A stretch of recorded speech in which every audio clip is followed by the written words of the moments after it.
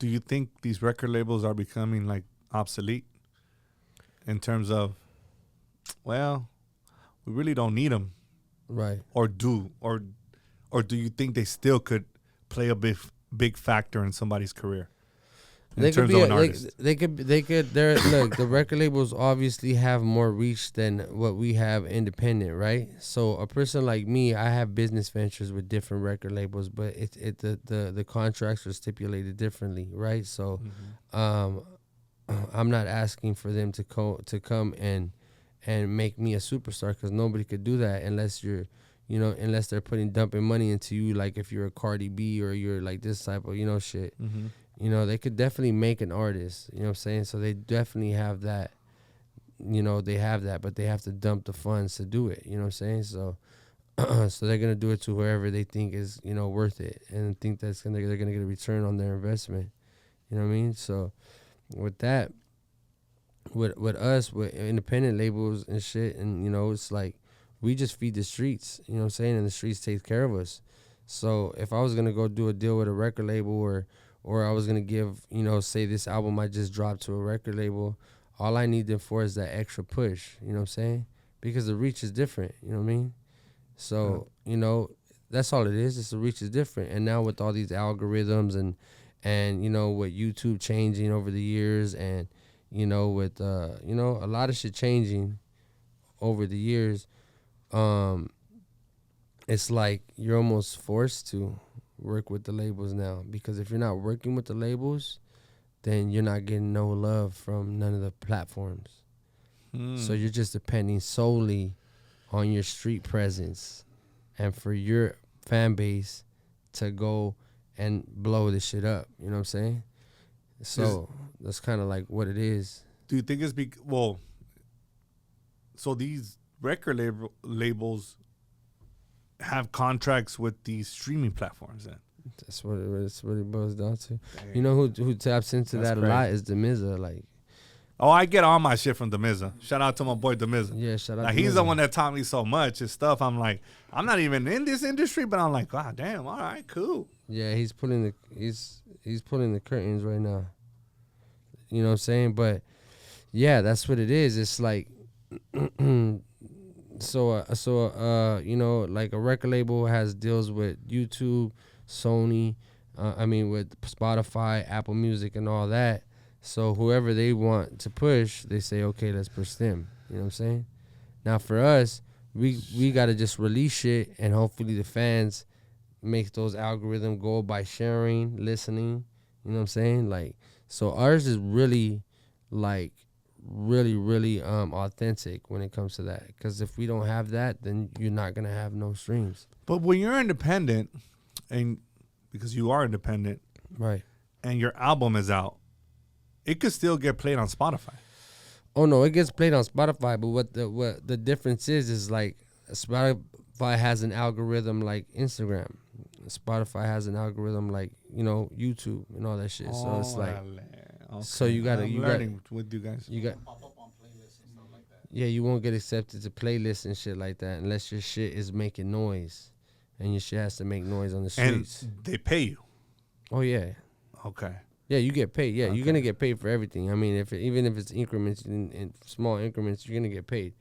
You know what I'm saying? Me, I've been blessed to like been able to make a whole living off this music. You know what I'm saying? Like, I bought my first house off this music. I employ my friends off this music. Like, that's all I've done for the past, decade. You know what I mean? Over a decade. You know what I'm saying? And that's all glory to God for that. You know what I mean? But what really carried me was the streets. So I'm not banking on them to pick me up on a playlist. If it happens, great. I'm not banking on them to play my shit on the radio. If it happens, great. I'm not chasing that. I'm here to make the streets happy. You know what I'm saying? I'm here to feed the streets, feed our people directly. You know what I mean? That's what's up. That's kind of like how I go about my business. You know what I'm saying? Because it's a business at the end of the day. Absolutely. You know what I mean? So, I just really attack that. That it's a lot of bullshit that happens in the music industry, and like, I'm not here to shit on the music industry. The music industry saved my life. but there is ins and outs that you need to watch out for. And there's mistakes that I've made that hopefully by me talking about shit, like motherfuckers could, learn absolutely. from it. You know what I mean? It's about informing people and educating people on shit. Yeah. Because I could I'm just not, imagine I'm not coming after you, the music industry. Like, hey, I like the music industry. Yeah, hey, it's changed his life. We're just informing people, man. Yeah. We good. Count that shit, yeah, homies. it's just certain things. Just watch out for it, man. You know what I'm saying? Just be But it's a careful what business. It's a business. Okay. Look, they're running a business, so they're not gonna give you money if they're not gonna. You know, it's any type of business. Let me ask you this: how important is it to have an attorney review anything you sign?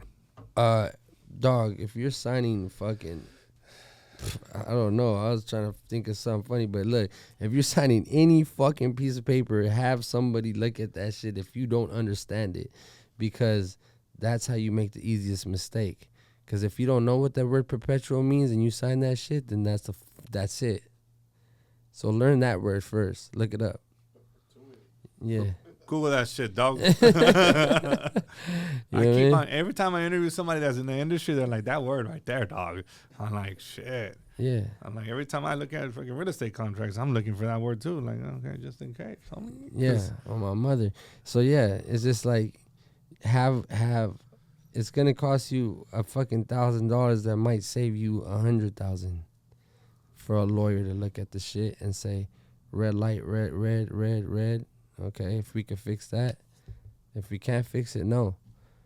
Me and 100 turned down $500,000 a couple years back, and it didn't say in perpetuity. It said like 15 years, and I was like, that's too long for me. It's too long. That's You how know what I mean? fucking 15 years is a long time. And that $500 still hurts me to this day. That's what I was gonna say. Like, that's a large amount. Mama, like, I'm a Pete, man. Like, I'm really from the streets. Like, you offer me $500,000, I'm taking it. I had to turn that shit down twice. One was 500, the other one was like 490. Watch out, man. But it takes a lot of fucking. No, I cry about that shit. It's like, damn, fool. Like, somebody will offer me 500,000 right now. I'll be like. But I think you were looking at the bigger picture, because 15 years you could make way more than that. Well, look, we made way more than that. And you know what stopped me from signing that contract? The fucking lawyer. That was it. What happened? Sierra Reed. Shout out Sierra Reed. You need a lawyer? Fuck with Sierra Reed. Like, she said, don't sign it. If they don't want to bring the 15 down to 5, maybe 7, don't sign it. They said, no, 15 it is. And we said, sorry. That record label don't like me no more. But that's the good thing about having fucking the right representation and the right people guiding you. Right. Yeah. And she could have said sign it. She would have got, not only does she get paid up front, she'll get a percentage of the income, that 500,000 that came in. You know what I'm saying? So a bullshit lawyer would be like, oh yeah, sign it, bro. Let me get my quick little fucking 20 or 40. God damn. Shout out to it. What? Sierra Reed. Sierra Reed. Come on. Fuck. But that's the importance about having legit people around you, bro. Yeah. You got to have people that are going to look out for you. That ain't going to make you sign some dumb shit. You know what I mean? So I want to sign artists, and you know what I'm saying? I have my eyes on a couple artists, and you know, I want to make sure that I'm ready to take them on full time. You know what I mean? I already built a team. 100 is a backbone. You know what I'm saying? I got a good team that knows how to go collect everywhere. You know, if a deal it comes from another place, we know how to handle that now. You know what I'm saying? So, you know, I just want to make sure that I don't do them dirty, you know what I mean, on accident. You know, not show them the attention because I'm on a fucking tour for 2 months. You know what I mean? How hard do you think it is to manage artists? Do you think it's difficult, especially because you have your own stuff going? I think it is difficult, and that's why we haven't, you know what I'm saying, signed artists like that yet. It is difficult because we do have a lot going on. But at the same time, if an artist is hungry enough and he's doing his shit, then I think it'll be easier. So if I don't have to sit there and plan out videos for him and, you know, plan out the simple shit was like, you know, we own our own compound, we own our own studio, so you have full access to it, right?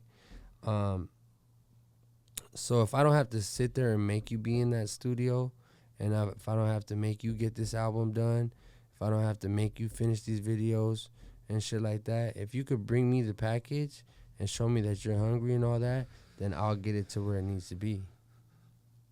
But if motherfuckers is lazy, that's when it turns in. Because there's this shit that people want it to happen fast, and it doesn't happen fast. You know what I mean? So if you're willing to wait that time and keep putting in that work and shit like that, then come on down, man.